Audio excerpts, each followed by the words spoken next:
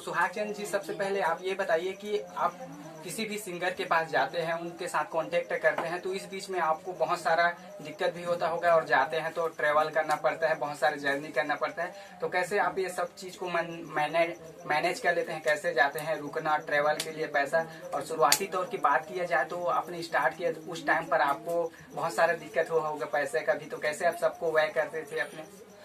भाई मैं आपको बताना चाहता हूँ, कोई भी मतलब फील्ड में आओगे ना तो समस्या बहुत झेलना पड़ता है। मैं बताना चाहता हूँ, मैं मीडियम फैमिली से हूँ, मैं बहुत ज़्यादा मेहनत भी करता हूँ और कोई भी काम को पूरा करता हूँ तभी मुझे अच्छा लगता है। तो मैं बचपन में जब मैं यूट्यूब स्टार्ट किया था, उस समय ब्लॉगिंग स्टार्ट किया, उस समय मेरे को बहुत सारी दिक्कतों का सामना करना पड़ा। और आज मतलब कहे जाए इतना मतलब लास्ट में मतलब बहुत टाइम में मैं यूट्यूब चैनल शुरुआत किया, वही पैसा की वजह से किया, क्योंकि मेरे पास पैसा भी नहीं था। इस वजह से थोड़ा टाइम में यूट्यूब चैनल को क्रिएट किया, नहीं बहुत पहले से मैं कर लेता, क्योंकि मेरे पास मोबाइल बहुत पहले से था।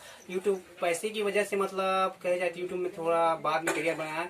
और मैं बताना चाहता हूँ तो बचपन से ही मैं बहुत ही ज़्यादा मेहनती था, और घर में तो खेती किसानी मजदूरी करना ये सब से रहता है। पैसा तो इधर उधर से मैनेजमेंट हो जाता है। कभी ऐसा भी समय आया कि मम्मी के पेंशन के पैसा को लेकर मैं वीडियो बनाने जाता था और दूर दूर जाता था, बहुत ज़्यादा वीक भी होता था, 100 मीटर 200 मीटर। आप लोग देखे होंगे मेरे ब्लॉग वीडियो में, तो आप लोग पता चले होंगे।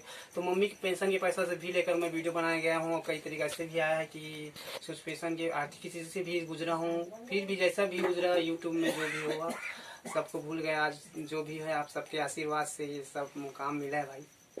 तो सुहाग चंद जी, जैसे कि आपने यूट्यूब अपना चैनल स्टार्ट किया, फिर धीरे धीरे जर्नी स्टार्ट हो गया, तो शुरुआती तौर में आपका जो वीडियो था कैसे चल रहा था? और बीच में आपको नहीं लगा कि मुझे नहीं करना चाहिए, कि सक्सेस हो पाऊंगा कि नहीं हो पाऊंगा, कहीं बीच में मैं वापस छोड़ना पड़ जाए, ऐसे कुछ आप लोगों को नहीं लगा ऐसा कुछ?